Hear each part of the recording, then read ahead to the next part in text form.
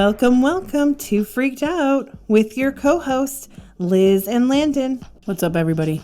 We were supposed to be bringing you the episode of Nipsey, but unfortunately I could not provide enough of an episode, which makes me sad because I really do think that he contributed in such a huge way in the world. But the show must go on, so we have decided to cover Bob Marley today instead. This was Pamela's second choice, which is the episode she won, by the way. So woohoo, Pamela. I am definitely looking forward to this one. Bob Marley is an iconic figure in the world, so I'm glad to get into this. Absolutely. Bob Marley is like my go-to when I need some uplifting. His music always brings the best version of myself to the table. He's also my go-to if I'm looking for like a creative vibe as well. He definitely has a spirit in the background that I've always wanted to connect to. So this will be exciting for me as well. Well, let's talk about some of his accomplishments and a couple of things about him that you guys may or may not know. Absolutely. Bob Marley was born on February 6th, 1945. He was a Jamaican singer, musician, songwriter. He was also considered one of the pioneers of reggae. His music career was marketed by fusing elements of reggae and rocksteady, as well as his distinctive vocal and songwriting style. I would say that he is somebody who is definitely well before his time. Bob Marley's music increased the vibration of invisibility of Jamaican music worldwide and made a global figure in pop culture to this day. Oh yeah, everybody knows who Bob Marley is, regardless of how old you are. Most of us know. He has impacted all of us, and there are so many of us that grew up with his music and can feel it in our souls. I remember when I was a kid, don't worry, be happy, you know? Absolutely. I definitely remember that song. I also, Red Red Wine was also something I enjoyed. Yes. He was born in 9 Mile, Jamaica. He did end up beginning his professional music career in 1963 after forming the Teenagers with Peter Tosh and Bunny Waller. The group released its album called The Wailing Wailers in 1965, which contains the song One Love. This song was popular worldwide and established the group as a rising figure in reggae. Back in the day, when people would look for passports to travel, if your name did not match the passport people's, feelings on it, they could actually change things like your birth date or your name. Now, it indicates here that Bob Marley's full birth name was Robert Nessa Marley, and the passport officials removed his middle name because Nessa sounded like a girl's name. In 1966, Bob ended up marrying Rita Anderson and moved near his mother's residence in Wilmington, Delaware, in the U.S. for a short period of time, and he worked as a DuPont lab assistant and on the assembly line as a forklift operator at the Chrysler plant near Newark under the alias of Donald Marley. Now, although he was raised as a Catholic, he became more interested in the Rastafarian beliefs and went away from his mother's influence after returning to Jamaica. Bob formally converted to Rastafarian beliefs and began to grow his dreadlocks. Bob Marley and his mother were mistreated by his father, and Bob grew up pretty angry at his father for the behavior. Marley was also a child of biracial marriage, and that was something that heavily influenced this superstar. In his childhood, he struggled a lot with his white heritage, and he did have some shame there. Biracial children were looked upon in a very bad light in the 80s and the 90s, so I can only imagine how it looked like much earlier than that. Of course, he had that feeling towards his heritage, wouldn't you? Bob Marley's mother, Cadella, began her romance with Captain Norval Marley, a colonel supervisor, when he was 50 years old, and she was only 17. I know the age gap was normal back then, but it's still gross, and this is why men these days think that it's okay to look at little girls, but that is a different story for a different day. Absolutely. His father was called Norval Marley, but he preferred to be called Captain, which doesn't really surprise me because he's a white man who has a superior complex role. He became friends with Cadella's father and took an interest in Cadella. When they had initially met, she was only 16, And there are rumors that he was even older than 50, although his age wasn't necessarily revealed. That age gap doesn't really surprise me either. He didn't really want to admit his age. There was no proof that he had an assertive military background other than being a private. According to sources, he was somebody who is always on a horse and was always drinking. The captain wasn't around much during Bob's upbringing because the area that he lived in didn't have any electricity or anything for that matter. So eventually Bob and his mother, when he was only 12 years old, headed to Kingston in search of a better life. He found music with his guitar. He also really enjoyed football and cricket as well. And a lot of the locals he had interaction with always felt like he was just different, but in a good way. One day, out of frustration, he came home from school and he said, "I don't want to go to school anymore. I want to work on my music." So he donated his books, and that is exactly what he ended up pursuing. He used to work with somebody by the name of Desmond Decker, and the two of them used to work together as welders. Desmond was able to get one of his songs recorded, and Bob Marley wanted the same. And he said, "Let's do this. I want to get a song recorded." And that is exactly what he ended up doing. Now, the song was called Judge Not, and it was recorded in 1962, and Bob was only 16 years old at the time. By the way, he wants me to add that he absolutely loved this song. He said he was nervous recording it, but he knew at that moment it was what he was meant to do. He laughs at himself now. He said he looked so silly. He did not like his hair at all. And he felt like his short hair was ridiculous. He didn't feel like a real Jamaican man. The other thing he wanted me to also mention is that when he would record these songs, he didn't necessarily use the best pitch. So he's a little annoyed at that and he critiques it quite a bit. Yeah, he definitely does not suit short hair as much as he did the dreads. His song was about his rights as an individual, and he was already covering some controversial things at this time. According to sources, they wanted to change Bob Marley's name to Adam Marley, but Bob did not want to have that name at all, which I totally agree with him, would not have worked. So of course they changed it from Robert to Bob. Unfortunately, his song didn't go anywhere. He didn't sell anything, so he felt that he needed a group. He wanted to put a group together because groups had more success than an individual singer in Jamaica. He said that he was disappointed that he didn't get to experience his solo music at first in the way that he really wanted to. But he's very grateful for the first group, as they attribute to obtaining the fame and the love from everyone he has received today. So that is when the Wailers were born. They used to audition and practice night and day. They always felt like the reason they should call themselves the Wailers was because they came from a place where people were always crying. Their manager took approximately 2 years to get them ready to sing. He even took them to a graveyard in the middle of the night so they can remove all of their stage jitters by performing for those who have passed on. It's pretty cool. Interesting way to get them to feel better. I totally would do something like that. Yeah, you would.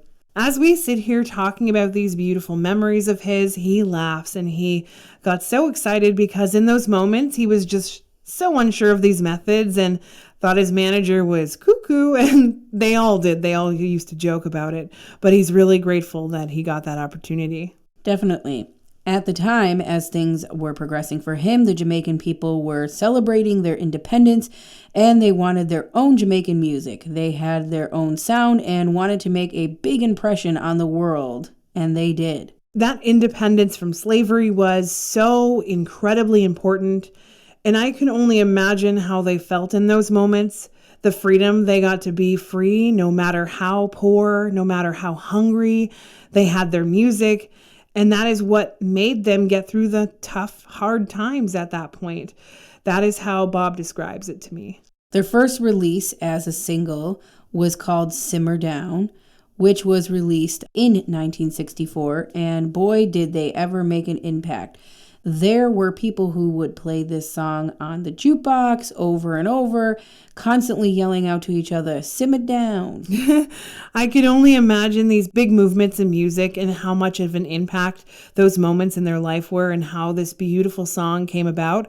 I absolutely love it. I didn't hear it until today, though, but now I'm addicted and it's added to my playlist. How does Bob feel about this song? He likes it, but he likes other songs better. Well, sadly, when Bob was only 17 years old, his mother left him to move to the USA. Apparently, he was really struggling with communicating with women, so he would get his friends to talk to women for him. And that is how he met Rita. He said what initially attracted him to Rita was her skin. He said she had the most delicious, beautiful skin. She reminded him of a fruit.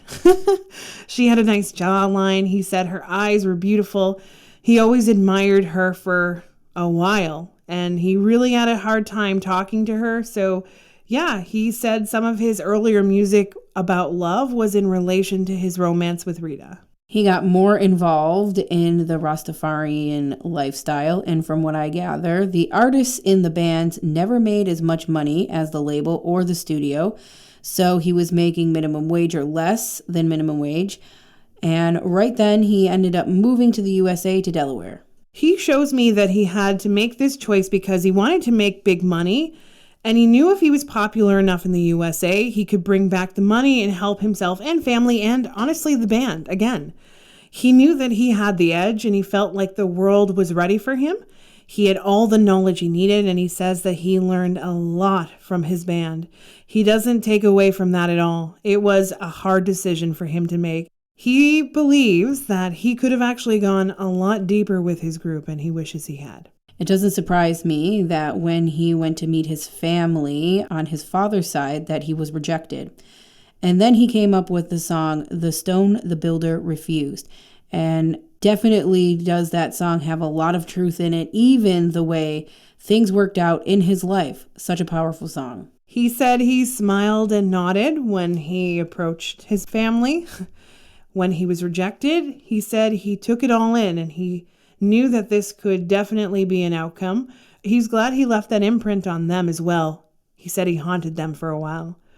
It's funny because since his father passed on and he had passed on, his dad actually tried to rekindle a relationship with him, and he says he stays far away from him. He actually says this, and I quote, "Let him feel the coldness the way I did all my life." By the way, he said The Stone the Builder Refused was his favorite song. A reminder to keep going. Now, it was rumored that Bob Marley fathered more than 11 children that were acknowledged in his estate. Now, is this true? He shows me he had at least 15 kids, and I don't necessarily feel like he was aware of all of them, and they weren't necessarily aware of it either. It might have been like an affair type of situation. He has Sharon Marley. Sharon is the eldest, and she is a biological daughter of Rita and was adopted by Bob when the two of them got married. His first daughter, he loved her dearly. Cadella Marley is the firstborn daughter of Bob and Rita. She was also a member of the Melody Makers, but now has settled on a career in fashion. He was really proud of her, and he feels like she was uniquely talented, and she doesn't necessarily show all of her talents as much as she should, but he is very proud of what she's accomplished in her life, and she carries that Marley name well. He is also the father of Ziggy and Stefan and Robbie and Rowan and Karen, Stephanie, Julian, Kamani, and Damien. Yes, he wishes he got to be there for all his kids in a bigger way as they grew up. He really wanted to be the father that his father never really was. And he wanted to be a grandfather. He is glad he got to meet his grandson, Joe Mersa. Yes, his grandson also sadly has passed away recently in December of 2022 of an asthma attack. One of those odd things. He was also well on his way in his career with music, and he passed away early, just like his grandfather. Have they found each other? They did find each other. Joe shows me that when he was very young, he was obsessed with his grandfather and obsessed with his grandfather's music and wanted to be the next big thing. And that was what he was looking forward to. He is sad that he didn't get the opportunity to really blow the world away like his grandfather did, but Oh, by the way, Bob is cutting in and saying that the right person just didn't find his sound. And he was very talented, and he says that these people should listen to his music now because it's worth it.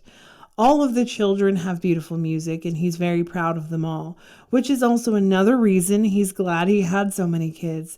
He loves it. He put all of these people in the world, and they're still here and continuing those strong genes. He had a reputation that he was a womanizer. Now, is this accurate? He used to hide behind his own personal views about relationships. He used to look at relationships as though you should share amongst everyone. So he never really treated women badly. He just couldn't prevent himself to stay committed to just one person. And with Rita, she was very good, and she accepted him for who he was. Even though it may have hurt her a lot, she would hide it in her face. Now, he also shows me that it was more of his own insecurities of who he was. He did get to a point where he accepted his biracial background, but from what he shows me, it was something that took him to almost right to the end of his life. He tried to embrace it, but he did struggle a lot. So the company of multiple women did help ease the pain. The song One Love, I interpret that song as sharing the love. All races, genders coming together, sharing the love and not war. Love that song. We have a question from Kayla. There were pretty scary moments in his life where him and a few other people were injured and shot, including Rita. Has he forgiven this person who tried to assassinate him in his home? He says, great question. And he smiles, by the way. They were trying to prevent his music that was controversial to basically move forward. And he also shows me that they were fairly close to being successful. He shows me that he was one of the scariest nights of his life. Not only did Bob, Rita, and Don Taylor all get injured, he shows me that he was scared that he was going to lose Rita. He shows me that this was one of those moments in his life he was absolutely afraid.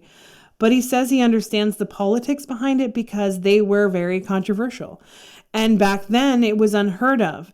Anything to prevent change within society, he says that he doesn't necessarily forgive them, but he definitely knows that it had to happen so that people could see who these government officials truly were. He says he's not the first and he's certainly not the last, but he says to open your eyes and see this because this shit is still happening all the time. It doesn't matter what culture, he says, everyone is being controlled and it's a scary thing. He says that freedom is within limits and he says he wishes he could have wrote more music about it.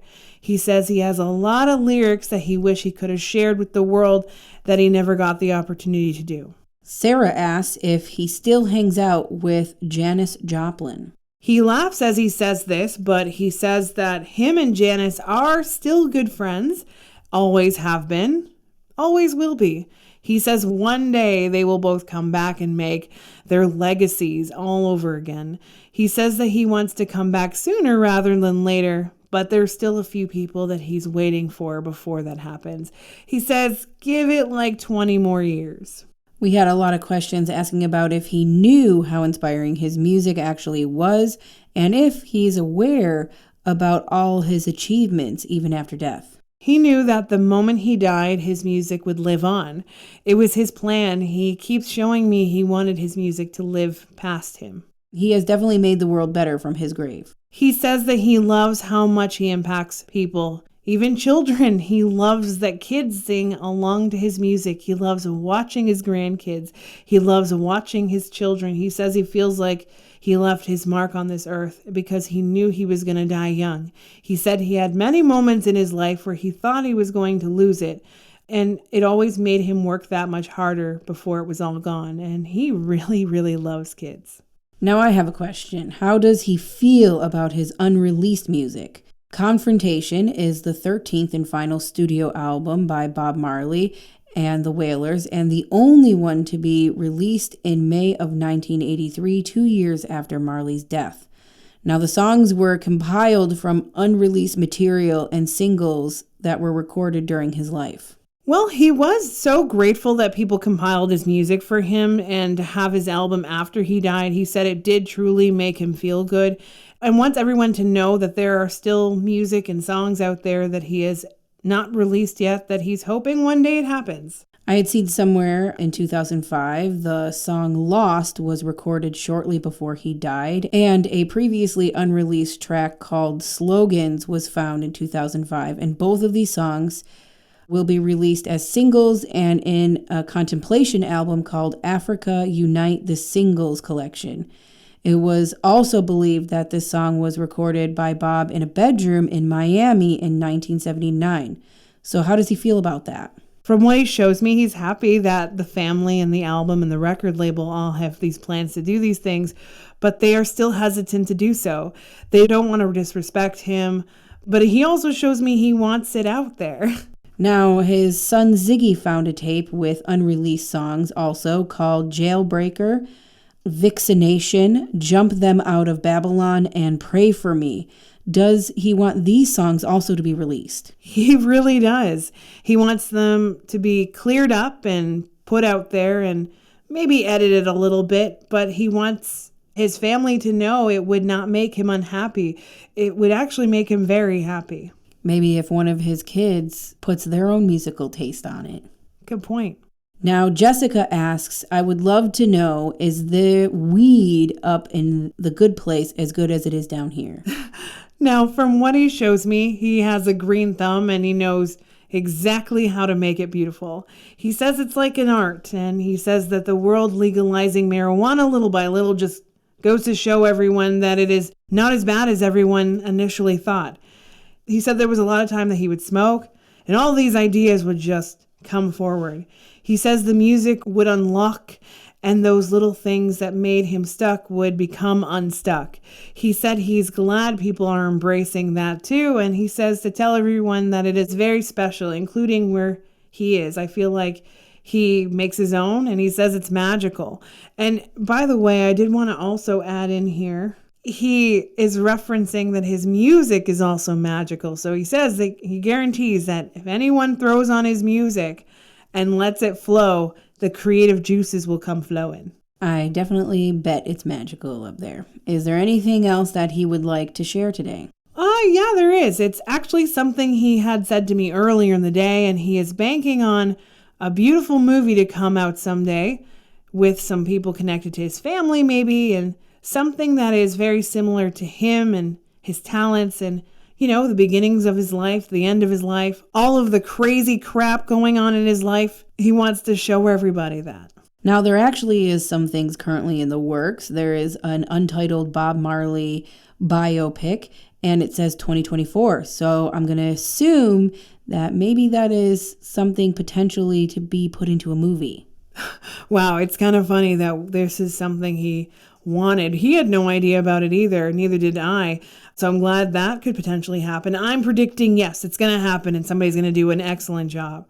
Now, he says he hopes his movie portrays him in the best way possible. He just wants everyone to see his story from beginning to end, including all of the crazy things that happened with his freedom and, you know, things being taken away and given back and having rights. And he wants all of that put out there. That sounds incredible, and I can't wait to see what kind of talent comes forward to portray his life and his music. Me too. I've been a big Bob Marley fan since I can remember.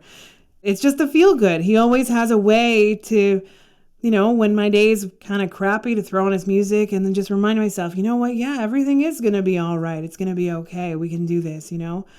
He wants me to tell you all that he appreciates every last one of you.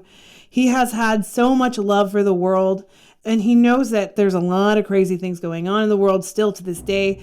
His head is going to explode on how much nonsense it is, but he's telling me that one day we will find peace again. And he says that there is a lot of things that are going to happen over the next couple of years to prove that. Even though bad things are happening, he says good things always shine through. Remember that. Today has been very enjoyable. Thank you to Bob Marley. Thank you to Liz and everyone else. So until next time, guys, stay freaked out.